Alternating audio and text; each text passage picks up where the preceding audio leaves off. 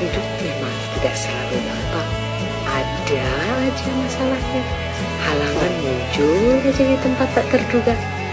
Tapi itulah yang bikin kamu kuat dan bikin kamu hebat.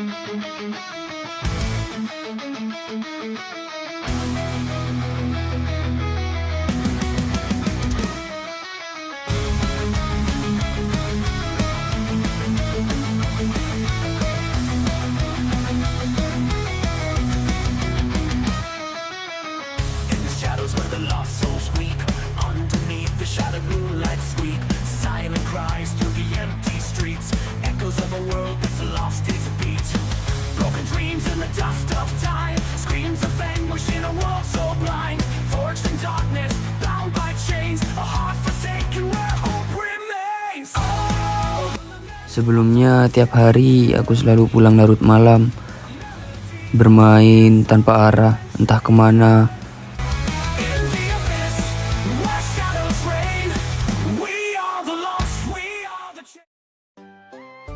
Aku menemukan beberapa video yang cukup mencerahkan hati saya. Aku harus sampai kapan hidup seperti ini? Jika hidupku terus seperti ini, hidupku akan terus berantakan. Sebaiknya aku berubah. Nilai bagus, hidup lancar, gak ada masalah.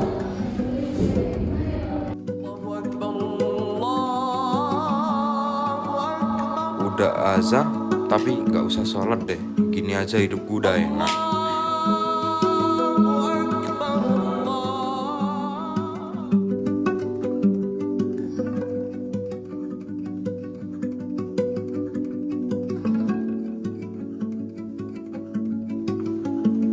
Tapi kenapa ya?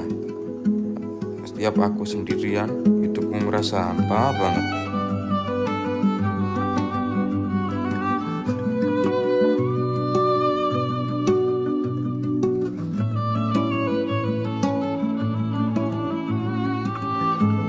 Kayaknya aku harus ingat Tuhan lagi.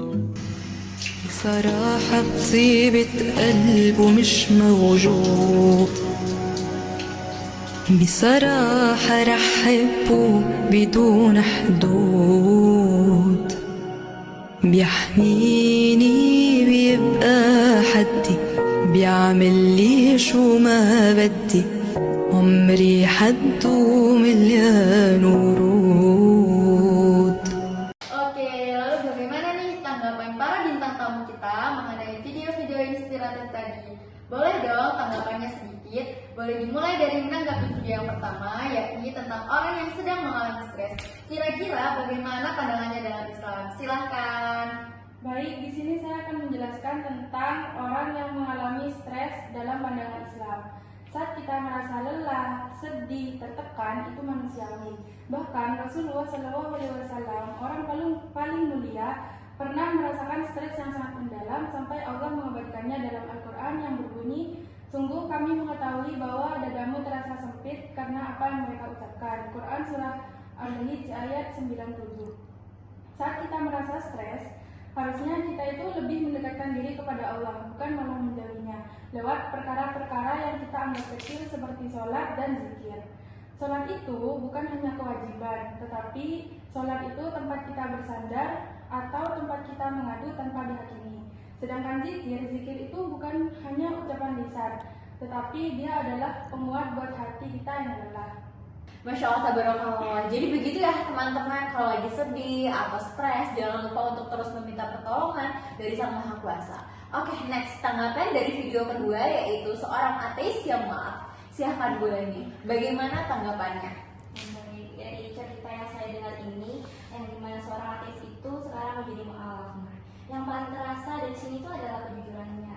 Rasa hidup itu hanya terasa rutinitas, kosong, dan berjalan tanpa tujuan itu sangat manusiawi.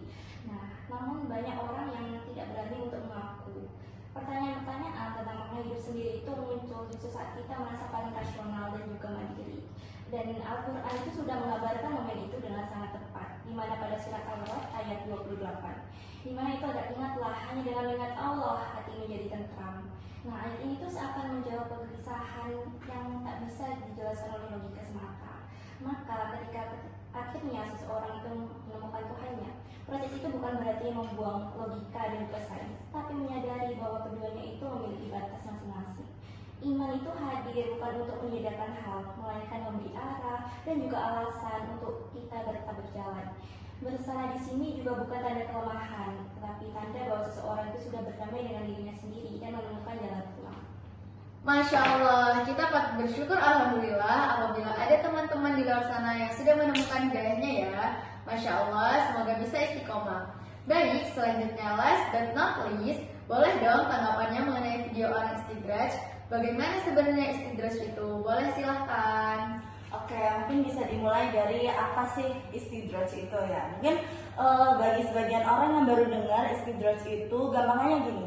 Istidraj itu situasi dimana ketika kita dikasih kenikmatan duniawi yang benar-benar melimpah, padahal kita ibadahnya tuh kurang, ibadahnya nggak ada. Nah, umumnya kan kalau kita kurang ibadah itu kan malah hatinya nggak tenang, urusan nggak lancar, rezeki seret gitu ya. Tapi ini enggak, malah kenikmatan itu ngalir terus. Nah, ini yang harus diwaspadai ya teman-teman, karena ini merupakan sebuah teguran, juga ancaman atau ujian juga dari Allah. Jadi malah bukan rezeki tapi ujian dan penangguhan sebelum datangnya azab. Nah, orang yang terkena istidraj ini sering merasa dirinya tuh benar, sukses, dan aman-aman aja, padahal justru dia tuh sedang ditarik perlahan menuju kebinasaan. Jadi hati-hati, karena ada ayat yang mengatakan, janganlah orang-orang kafir mengira bahwa penangguhan yang kami berikan kepada mereka itu baik bagi mereka. Sesungguhnya kami menangguhkan mereka hanyalah agar dosa mereka bertambah. Itu ada dalam surah Ali Imran ayat 178. Lalu ada lagi yang mengatakan bahwa ketika mereka melupakan peringatan yang telah diberikan kepada mereka, kami bukakan semua pintu kesenangan untuk mereka, hingga ketika mereka bergembira dengan apa yang telah diberikan, kami siksa mereka secara tiba-tiba, maka ketika itu mereka terdiam dan putus asa. Itu ada dalam surah Al-An'am ayat 44. Jadi selalu hati-hati, tetap waspada, dan intinya jangan melalaikan ibadah ya, karena kita tuh belum tahu apa yang akan menimpa kita di kemudian hari begitu. Oke, jadi betul banget ya. Jadi janganlah ya teman-teman, jangan sampai gelap mata karena kenikmatan yang diberikan sama Allah Subhanahu wa Ta'ala itu juga tidak selalu rezeki ya. Jadi selalu introspeksi diri, jangan lalai, selalu mendekatkan diri dan hati kepada Sang Kuasa, dan selalu minta pertolongan dan perlindungan kepada Allah Subhanahu wa Ta'ala.